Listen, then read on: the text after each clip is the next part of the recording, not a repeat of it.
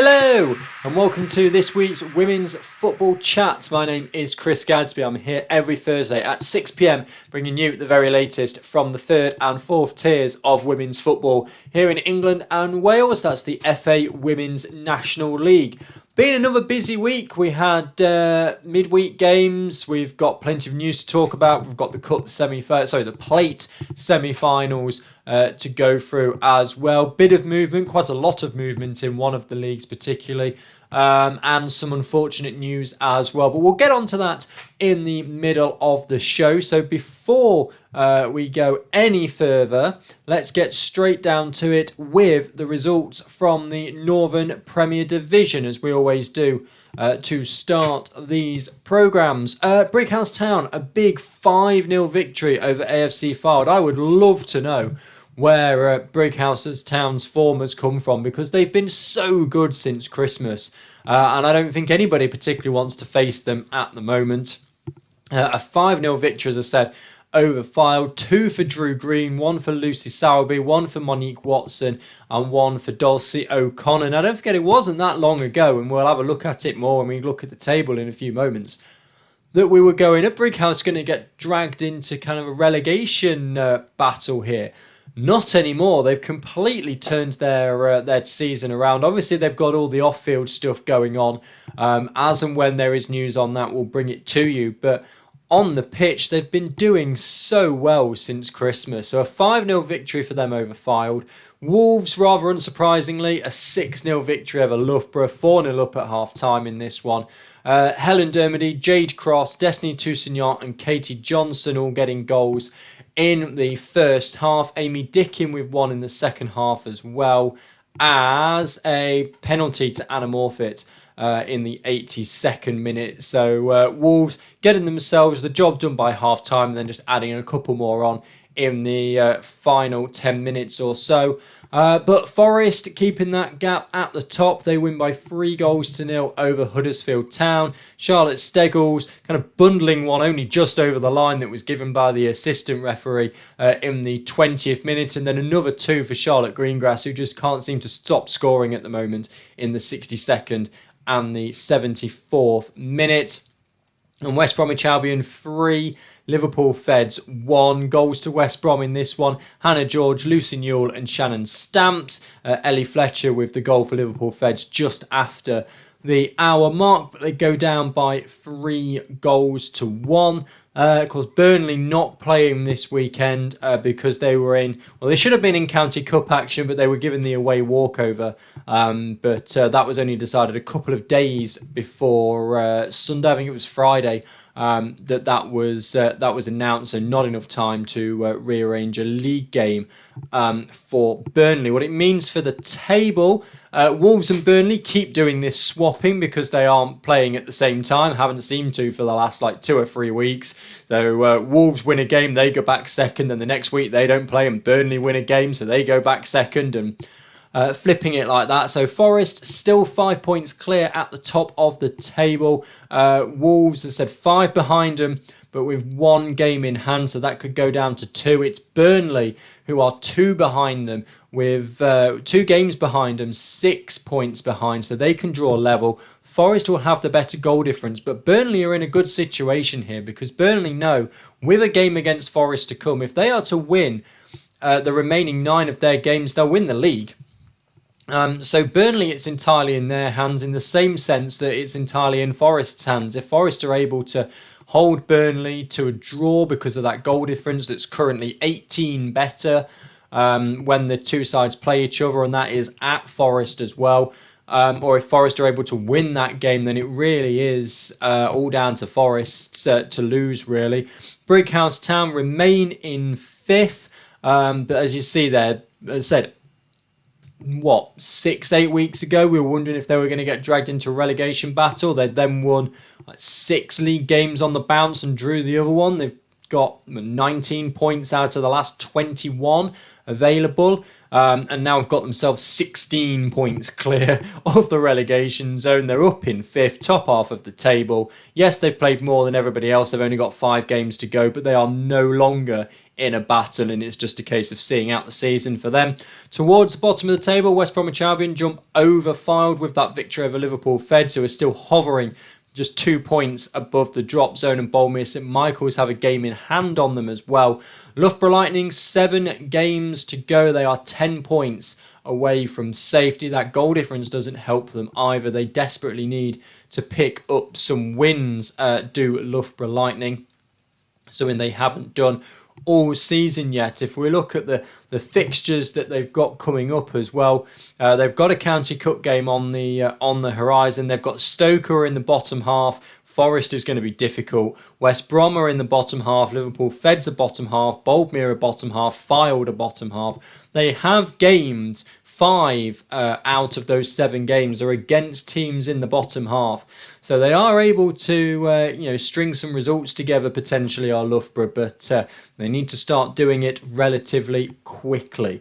Let's have a look at the Southern Premier Division then. Plenty of games to talk about here. We'll start last Thursday. There were 2 games going on just after last week's show came out. They finished with a 2-2 draw between Cheltenham Town and Milton Keynes Dons. We've got Annabelle Davis in the 60th minute and Izzy Cook in the 87th minute with the 2 goals for Cheltenham. So both those goals coming relatively late on. Molly Cooper, Angelina Nixon with the 2 goals for Milton Keynes Dons. And then the other game that happened on Thursday night is Plymouth Argyle 1, Bridgewater United 0. A goal in stoppage time at the end of the first half to Amber Pollock proved to be the only difference, as Plymouth Argyle give themselves yet another boost to their survival hopes. Again, they've done well over the last few weeks, as we'll see from the table shortly. Then we move into the games from the weekend. Ipswich Town getting a really important victory for them over Watford, actually. Second half goal to Sarah Bracero Carrera, providing the only difference between those two sides. But in that race towards the top there to try and chase down Portsmouth and Oxford, really important win for Ipswich there. London Bees 1, Billericay Town 1. A draw between these two. Danielle Tanliern with the goal for London Bees. Jessica King with the one for Billericay Town. Pretty low scoring weekend on the whole, really. Milton Keynes Dons only getting a 1-0 victory over Gillingham away from home. Molly Cooper with the goal in that one again. Plymouth Argyle, it's another victory. You see what I mean by stringing some results together for them. A 4-1 victory over Cheltenham in what was the highest scoring game of the weekend. Amber Pollock in the 10th minute with the first goal for Plymouth. Then it's an equaliser for Cheltenham in the 28th minute, thanks to Laura Holden.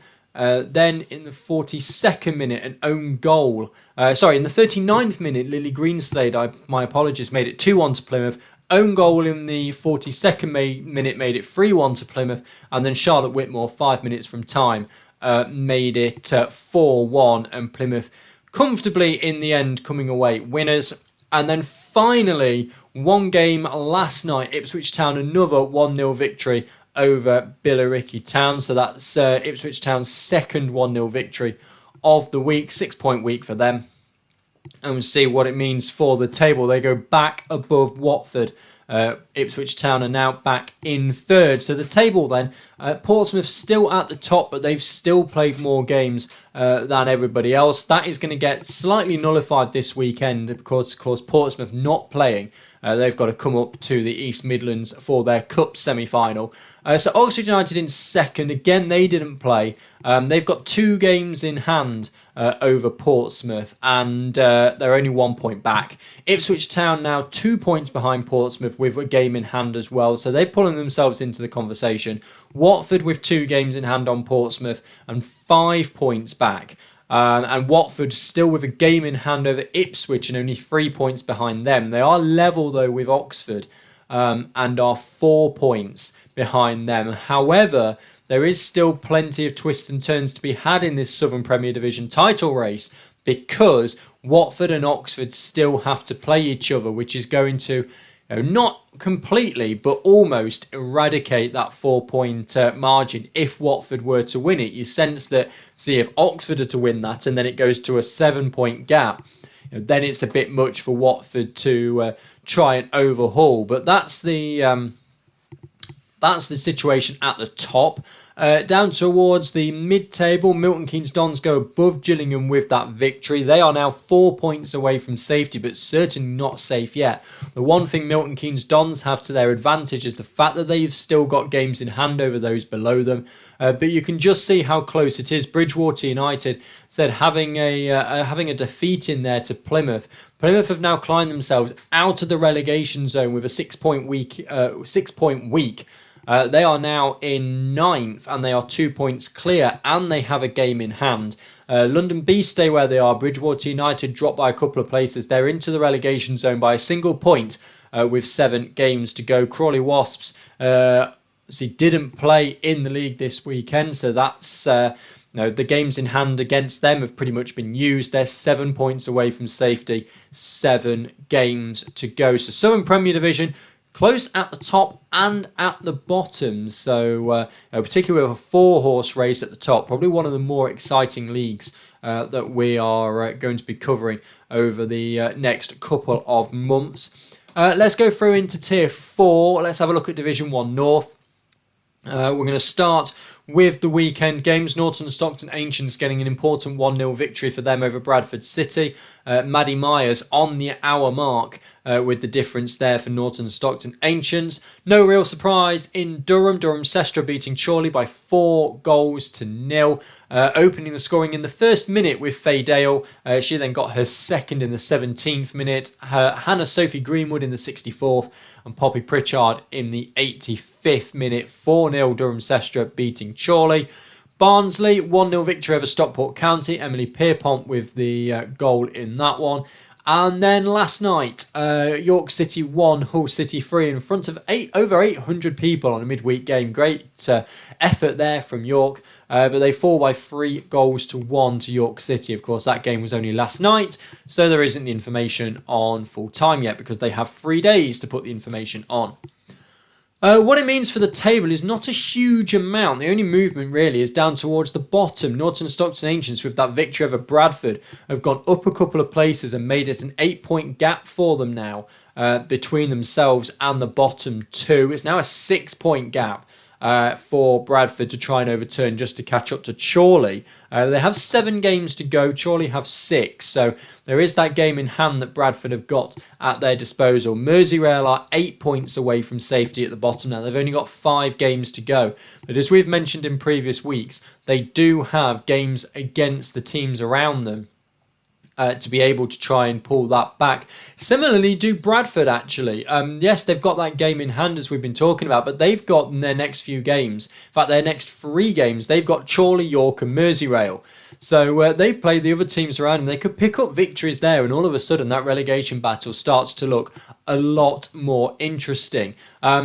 Bradford, you sense, need to get the job done early because their final 2 games are Newcastle at home and then Newcastle away. So you feel that if Bradford are going to get the points they need, and they need 7 realistically, that they need 2 wins and a draw in their next 3 games, then they've got Leeds and Hull who are just about in the top half. If Bradford are going to get the points that they need to stay up, you sense that they're going to need to do it in the next few weeks because, as I said, in April, they've got Hull at home, Newcastle away, Newcastle at home. And particularly if Newcastle at that time with 2 games to go are still battling Durham, then you feel that they're definitely going to win both of those games. And Bradford are, you feel they're going to need to get the points early on. Merseyrail, as I said, they've got 5 games left to go. We will look at the run-ins in more detail as we get into April. But Merseyrail, Middlesbrough at home, tough. Bradford is going to be a really important game. Norton and Stockton. And then you've got Stockport and Leeds. So you wonder there, 8 points. I mean, realistically, 9 points minimum. They need 3 wins. It's difficult. I mean, if you give it 2 wins, Bradford and Norton, for example, you still then need another win Stockport at home, they're 4th. Leeds at home, they're 6th. And Middlesbrough at home, they're 7th. I don't know. I think Merseyrail may have run out of time. Leeds, by the way, still only played 11 games. We're now into March and they're only technically halfway through their season. They're going to have no end of midweek games to catch up, are Leeds United. So, they've got 5 games in hand on Durham, and they are, 5 games in hand puts them on 34 points. So they're not in a situation, realistically, where they are going to be able to challenge. It'd be interesting. Don't be surprised if you see Leeds jump up the table up to 4th or 3rd over the next few weeks when they play a lot of midweek games to get these games in. They are so far behind everybody else.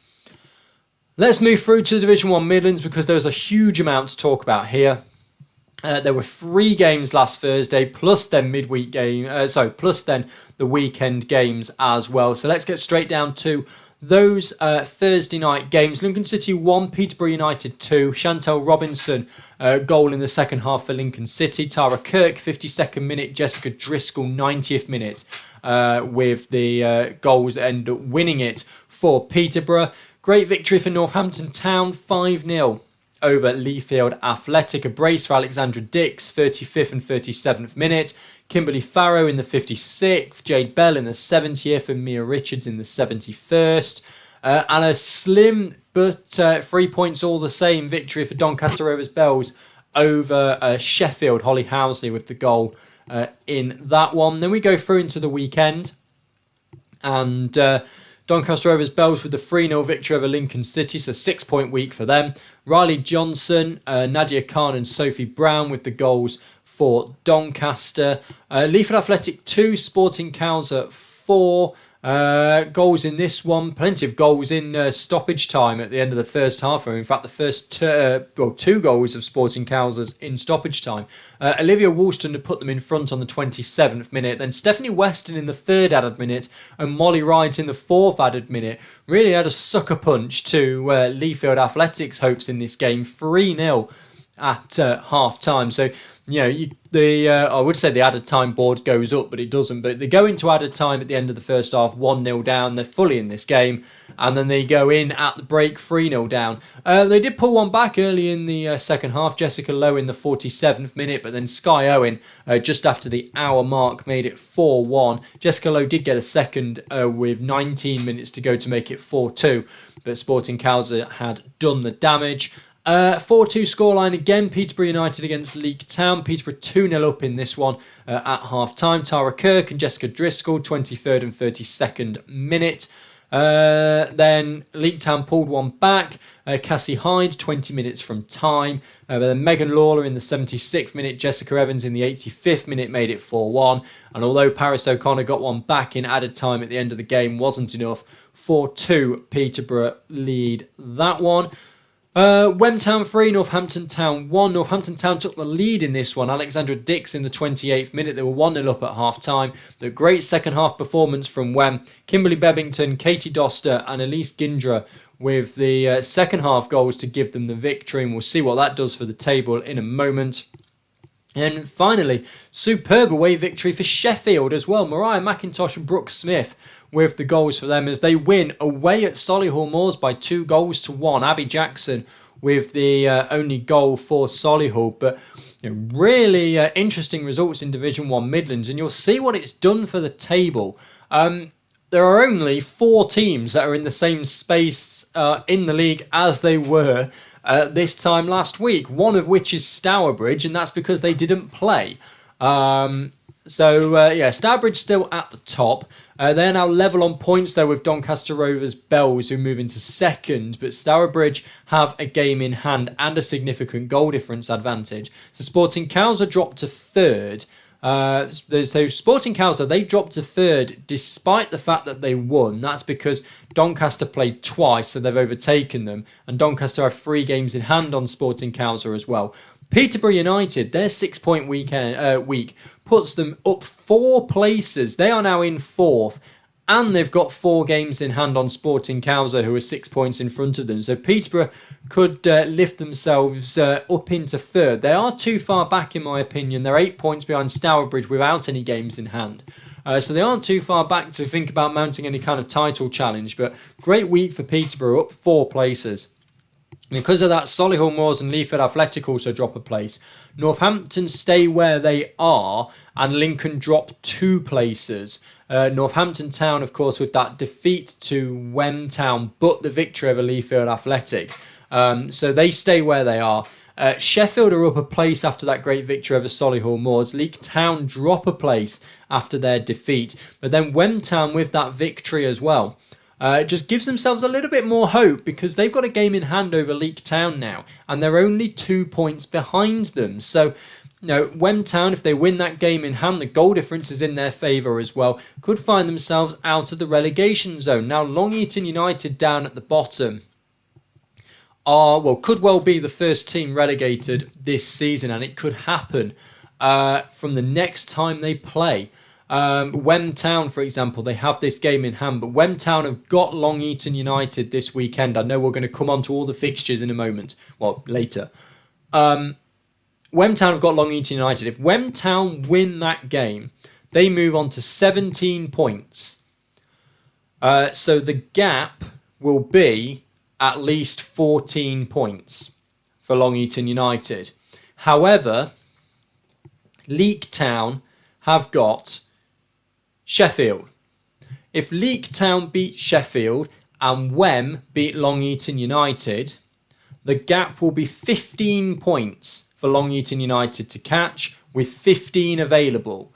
The reason why that would result in them being relegated is that, yes, they have 15 points needed and 15 points available, but they also need to overturn a 100 goal difference. And something tells me that given they have scored 10 goals all season, they're not all of a sudden going to score 20 goals a game for the remaining 5 games to overturn that goal difference. So if Leek Town beat Sheffield, if Wem Town beat Long Eaton United, then Long Eaton United will be relegated by the time we do the show this time next week. Of course, it could go on for another week. It's one of those situations where we're just waiting now to put the R next to their name, because we've known for a while that this is going to happen. But the situation, is almost there now, where Long Eaton United will be officially relegated. Let's move to Division 1 South East, because isn't South East interesting? So, 3 games to talk about in this one. Ashford Town 2, Chesham United 0. 2 goals here for Ashley Cheatley. 35th and 80th minute gives them the 3-0 victory. London Seawood against Hounslow postponed. I'll get on to that in a moment. Norwich City 2, Cambridge United Women 1. Goals in this one. Natasha Snelling with a goal for Norwich, plus one that is missing, which was a penalty to Megan Todd, also for Norwich. And Cambridge United's goal to Gisela Otten. Hashtag United 0, AFC Wimbledon 4. Not the result many people were expecting, I don't think. Ashley Hinks in the 7th minute, Emily Donovan in the 22nd minute, Rebecca Bath in the 49th, and Emma Jane Plewer in the 89th minute. 4-0 victory for Wimbledon over Hashtag United, who have been so dominant so far in this season. But that has really closed the table up. If we have a look at the table, can you spot the difference? Yeah, right. This table has really closed up, and I've also taken all of the arrows off as well. For the reason that you will notice at the bottom, there is no longer a Hounslow in Division 1 South East. Therefore, there is no longer any relegation in Division 1 South East, because 2 teams that were in that league have had to pull out, which means that they essentially take 11th and 12th. Which is great news for Cambridge City, who were struggling all season. They're now safe for another year. So, Hounslow, kind of hoping to do it without anybody noticing, is my opinion on this. have withdrawn from the league. In fact, I think the club have completely folded. So let's go through the timeline of events. So it was brought to my attention on Saturday that Hounslow had deleted their Twitter account. This came after Friday's announcement by London Seaward that their game against Hounslow was postponed. Hounslow, then, it was brought to my attention, had deleted their Twitter account. I checked it, and yes, checked it on numerous different accounts and on a incognito window just to make sure that they hadn't just gone around blocking a load of people. But yes, no, Twitter account had gone. The website was still there. So we wondered, okay, is this the beginning of the end, or is it a case of maybe a bit of a rebrand? Has someone come in and saved them, but they're changing the name, or something random like that? But the website was still there. I then checked the website on Monday morning, and the website had gone. And I thought, right, this is it. This is, the Twitter account's gone, the website's gone, the club's gone. But they were still on full-time, on the league table, all the rest of it. Then at about 9 o'clock, I think it was, on Monday night, Nick from the Wolves Women podcast, I'd been checking full-time all day, and of course the 2 hours or the 90 minutes or whatever it was that I wasn't checking it was when it happened. Nick brought it to my attention that they had disappeared off the table. And that was then confirmation that Hounslow had gone. The league then confirmed it on Tuesday morning, saying that Hounslow had to withdraw from the league. And as a result, there would be no relegation from Division 1 South East. So all of the games that teams have played against Hounslow have been deleted, and as if they never existed. Kind of, I say it doesn't benefit more teams than others. The team that have lost out the most in this title race now are Hashtag United, because they had played Hounslow twice. Of course, everybody that played Hounslow won. So everybody's kind of lost the same 3 points. It's not as though a team had lost to Hounslow and they've actually gone well from this. Everybody had beaten Hounslow. But what has happened with Hashtag? They have lost 6 points. Wimbledon have only lost 3. Because Wimbledon had only played them once. Hashtag also lost 29 goals in their goal difference. Their goal difference has gone from 63 to 34, which is much more manageable for Wimbledon to try and catch them. And then with Wimbledon beating them at the weekend as well, that title race has suddenly, from Hashtag being 5-6 points in front and looking like they were going to walk the league, it's now a 2-point margin with 7 games to go, and any slip-up from Hashtag United could open the door for Wimbledon, and to be fair, London Seaward as well, who, yes, have played a game more, but they're only 3 points behind now. The only swapping that has come from this movement is Actonians and Ashford United in 5th and 6th, who are level on points, but because of Ashford have played them twice, if memory serves me right. Of course, I can't go back and remember all this now because all the results have gone off full time as well. And because of the goal difference, those two have swapped. But the problem that is in the league now is that there is no relegation. So other than those top 3 teams, nobody has a single thing to play for. There's no prize money difference or any, because there's no prize money. These teams have literally got nothing to play for now. Cambridge City, probably quite nice for them. They can play their remaining 5 games without having to worry about looking over their shoulder. I mean, 2 of those games would have been against Hounslow anyway. So yeah, that's the situation in Division 1 South East now. But obviously, we have mentioned all year that Hounslow has not been run and hasn't operated itself in a manner befitting a side with good sportsmanship. That might be slightly harsh, but they didn't start the season with everybody else.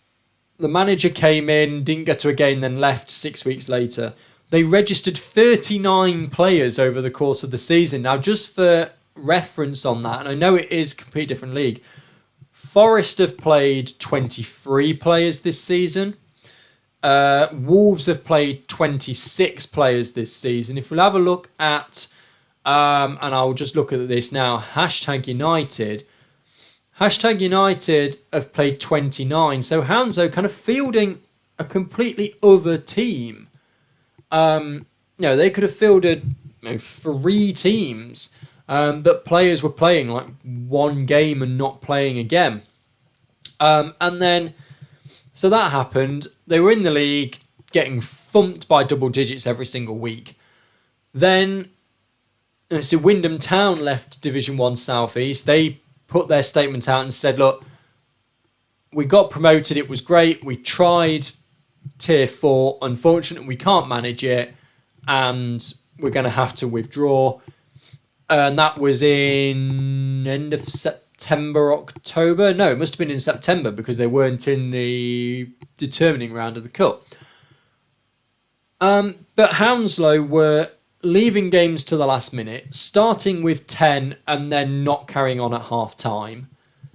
Calling a game off after warm-up in the case of against Cambridge City last week.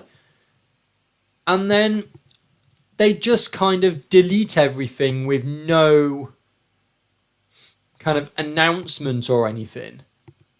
And almost it seems kind of trying to just escape out the back door without anybody noticing. It is what it feels like to me. Rather than... And it's the best analogy that I've managed to come up with, and I've been thinking about this for a few days, is, Division 1 South East are having a house party, for example. And Hounslow, rather than wanting to leave and going up to the host and saying, it's been great, but I've got to leave now, thanks for the evening or whatever. They've just waited for an opportune moment, snuck their glass down on the hearth and just tried to sneak out the back door and over the gate and away without anybody noticing.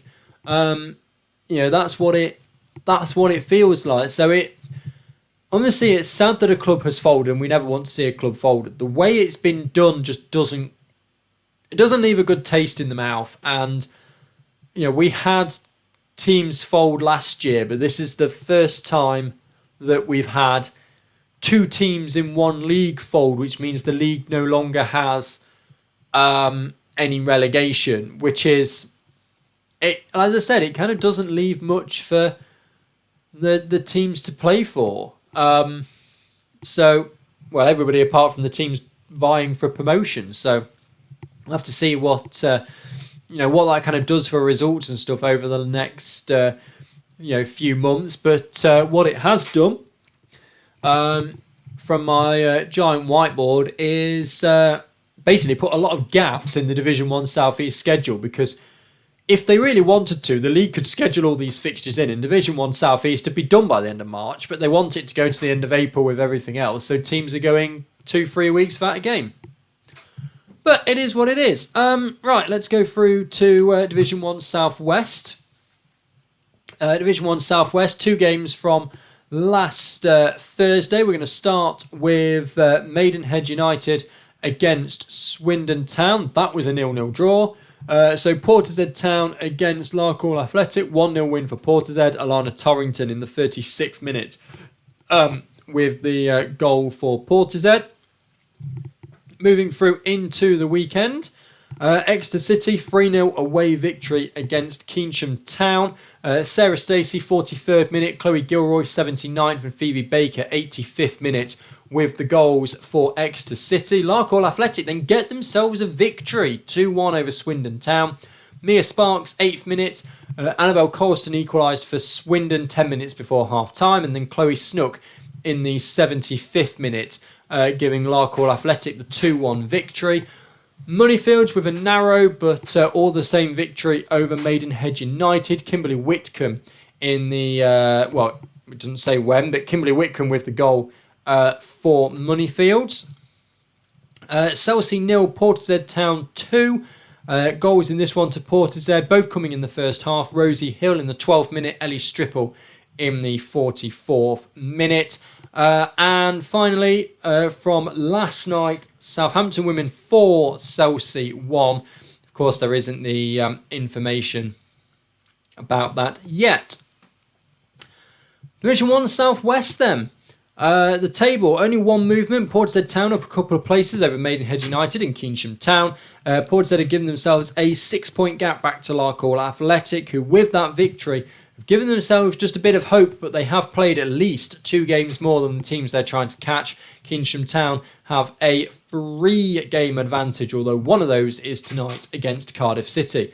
AFC St Austell, 7 games still to play. It's a 9-point gap for them, so starting to run out of time. Towards the top, everything's pretty much the same. Exeter City now have a 7-point margin over Cardiff, but Cardiff have 3 games in hand. Bournemouth level with Cardiff, but have only got 5 games left to play, so it's starting to become a bit unlikely for Bournemouth. You have to think that Exeter, if they win their game in hand, that's a 10-point gap, 5 games to go. It's a bit unlikely for Bournemouth, although they do have Cardiff to play at the weekend. Moneyfield still hot on their heels, but a bit too much to do. Well, perhaps they could go 4 points behind Exeter if they were to win both of their games in hand. Southampton women is probably where you're drawing the absolute line there. Swindon Town, Chelsea, mid-table, not really doing too much, and then everything from Portishead down. Really is where you're starting to think about still being in a bit of a fight for that second relegation spot. Right, those are the league fixtures. Let's now have a look at the Cup. Because we had the 2 plate semi-finals taking place the last weekend. We've got Leeds United 2, Southampton Women's 0. Long trip for Southampton Women's, and they end up losing by 2-0 to Leeds United. A brace for Amy Woodruff in the 30th and the 88th minute with the goals for Leeds United. And Stourbridge 3, Crawley Wasps 0 is the other games. If I just find that. There it is, Stourbridge 3, Crawley Wasps 0.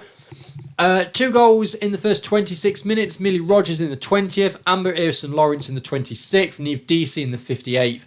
3-0 for Stourbridge. So, an all kind of northern section final then between Leeds and Stourbridge. That's been played on the 26th.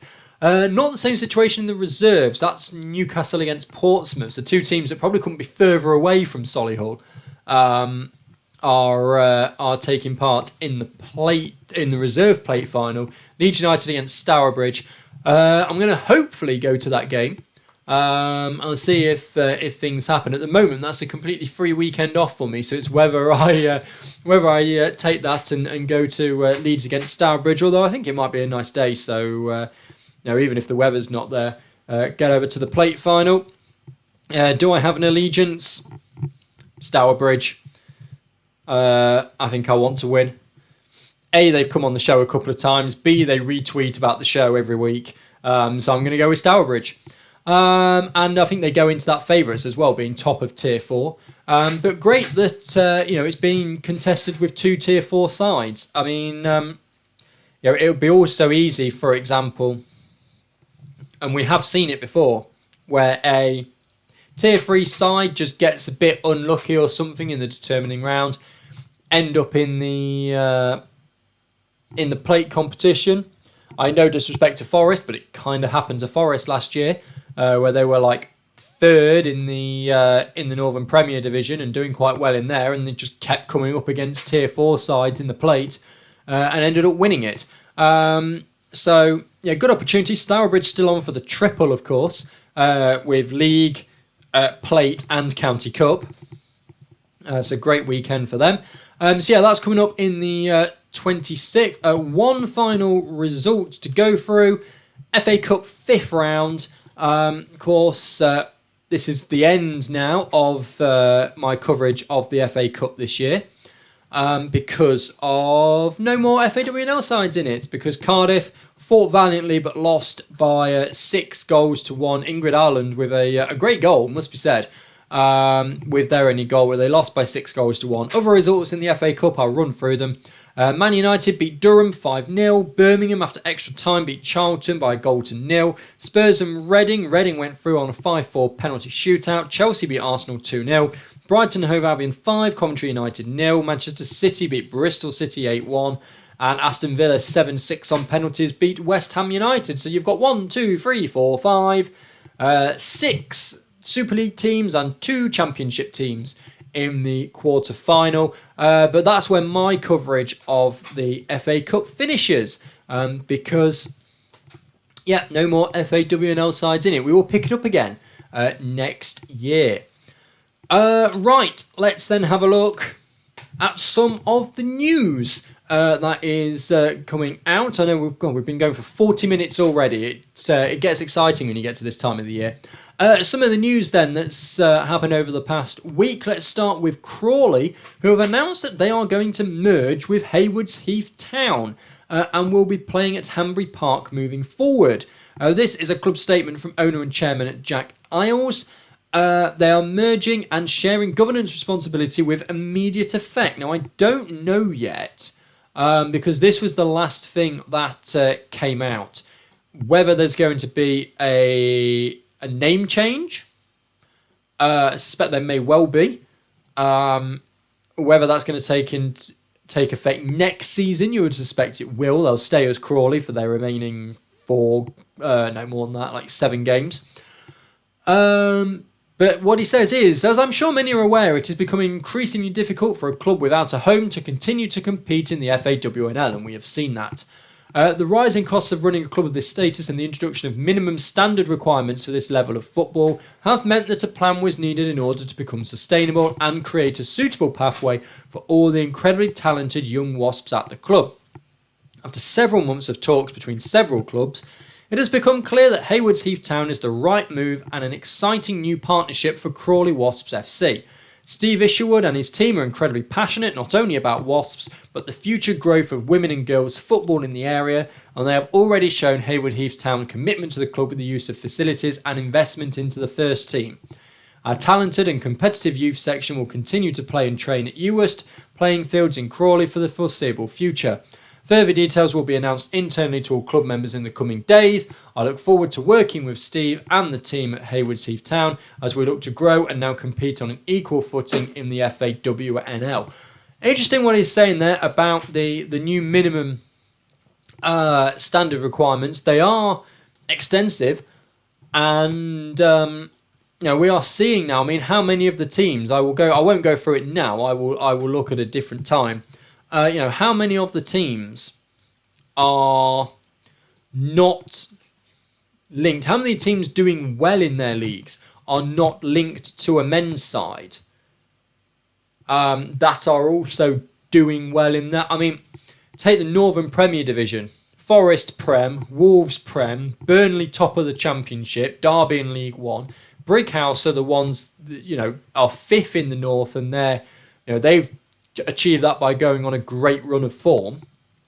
But they've got a men's team not in the 92. Southern Prem, Portsmouth, Oxford, Ipswich, Watford, Billericay Town in fifth again, and 14 points off the pace, not in the 92. Tier 4, you've got this is where it starts to get a bit more, because you've got Stourbridge, who obviously haven't got a team there. Doncaster Rovers have, Sporting Cowser haven't, Peterborough have, Solihull are in the National League. It's much more in Tier 4. These independent teams are being able to do okay. Durham Sestra don't. Stockport are National League. They're down in 4th. North. But most of the teams, take South East. I mean, hashtag.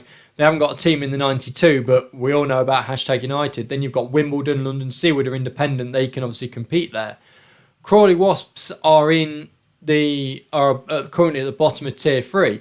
You've got Billericay Town, London Bees, Bridgewater, and you've got 4 out of 12 in the south. And then in the north, you've got 1, 2, 3, 5 in the north. So you've got 9 out of less than half of the teams in Tier 3 aren't associated with a men's team in the 92. And in the Northern Prem, Loughborough, Boldmere, Liverpool, Feds, Fylde are the bottom 4. And in the Southern Prem, you've got Crawley, Bridgewater, London Bees are the bottom 3. There does seem to be, not exclusively, look at Billericay for example, but there does seem to be a bit of a correlation between, obviously, and it is logical, having the support of a men's side, not necessarily a men's side doing well in the Premier League. I mean, Oxford United, League One, Port, but having that support of a men's side and doing well in the women's game. So that's the situation there. Other piece of news comes from the league, who have launched a new YouTube channel. They've called a YouTube channel and they're putting a load of series, short videos out. The first one's about London Seaward, called Behind the Ball campaign, basically trying to show a bit more around the teams in the league. It's not just results on the pitch. So really looking forward to seeing what they can come up with. As long as they don't start doing a weekly review show, then this one kind of becomes a bit redundant. But we'll see what happens there. So that's the news from the last 7 days, or the news that's been made aware to me over the last 7 days anyway. So let's go on then and get on with the fixtures coming up in the next week. We'll start in the Northern Premier Division. Not many games in this one because of cup fixtures, which I'll come on to in a minute. So the top 2 not playing because of the League Cup. Burnley in 3rd against Boldmere St Michael's in 11th. This is one of Burnley's games in hand over Forest, and it is Burnley's game in hand over Wolves. You sense that they're going to win it. They could do with winning it by a decent margin as well, just in case it does come down to goal difference with Forest. They could just do a trying to pull some goals back on Forest, really. Forest beat Boldmere by 4-0. So you're looking at Burnley. I mean, they're 18 back. They've got 2 games in hand. You're looking at them wanting realistically to score like 4-5 at least, get that gap down to kind of 13-14 goals.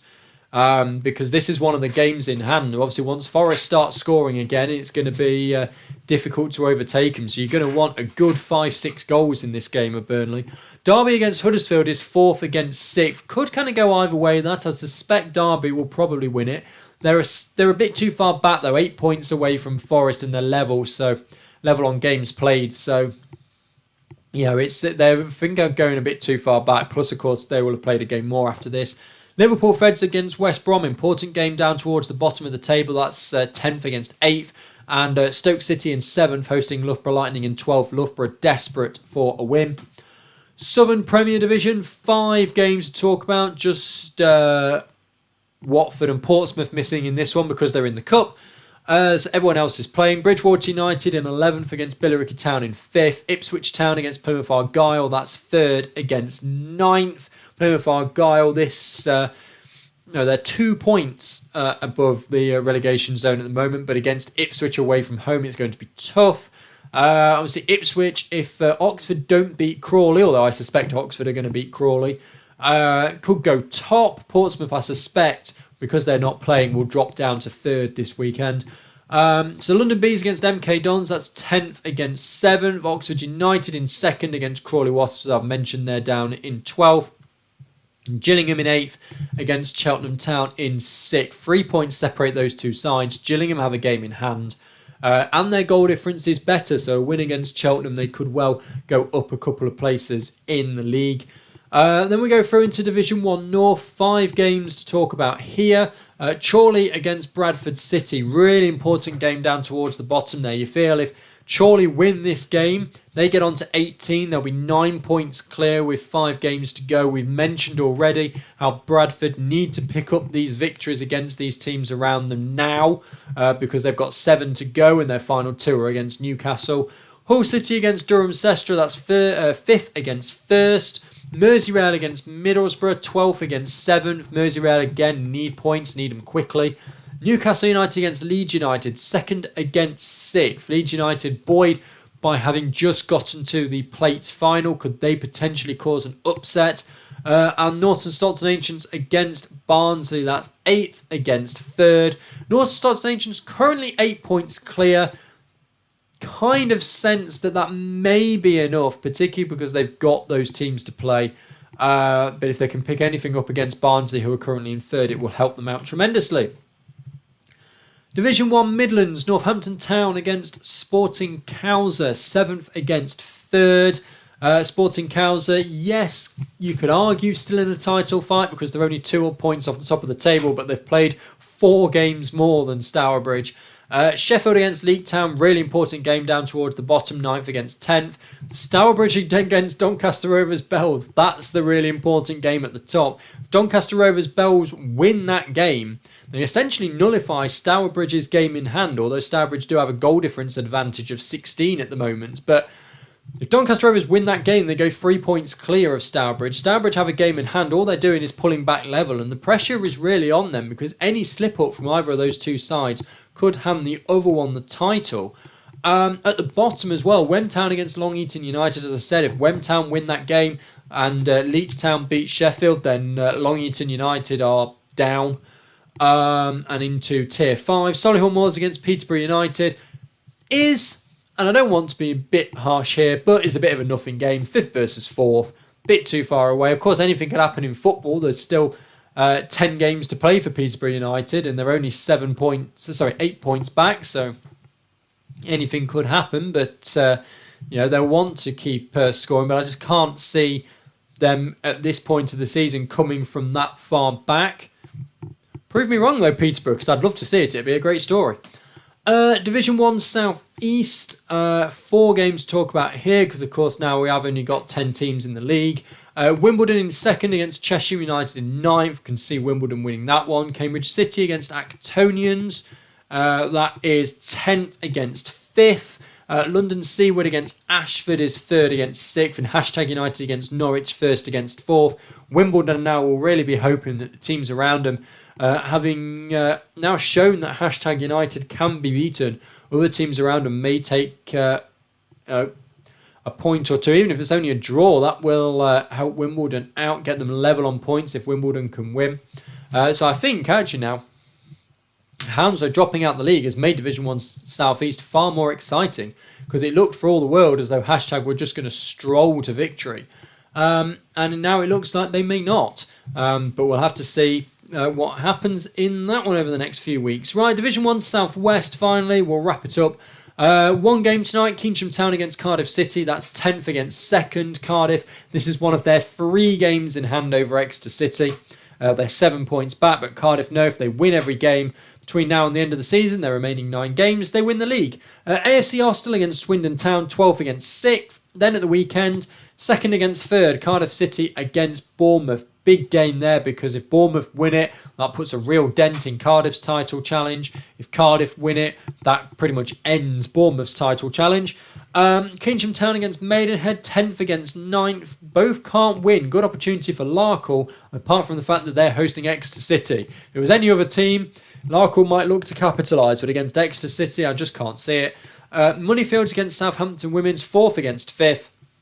And Portishead Town against Chelsea is 8th against 7th. Just finally, FAWNL Cup semi-final weekend. Nottingham Forest, top of the Northern Premier Division, host Portsmouth, top of Division... I'll start again.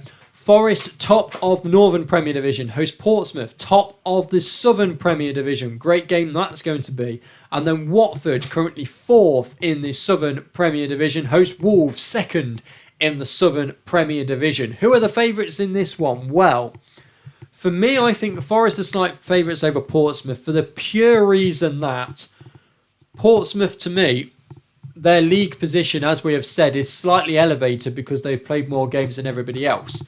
Now, Oxford, Ipswich and Watford can overtake them with their games in hand. So Portsmouth are kind of net 4th, but don't take anything away from them. They are top. I think Forest are the slight favourites there. Wolves against Watford, slightly more difficult to call. I would say Wolves go in slight favourites, but Watford are at home. That could well be an extra time penalty shootout game, in my view. If Wolves were to win it and Forest were to win it, does that say something about the strength of North over South? Because it's two teams in the northern sections that are in the plate final. If it's two teams from the northern sections that get to the cup final as well, does it kind of indicate a bit that the North is a bit stronger than the South? You can make your own judgment up on that one. But some important games taking place over the course of the weekend. Could we see our first relegation? Could title chances be over? And who is going to get through to the final of the FAWNL Cup?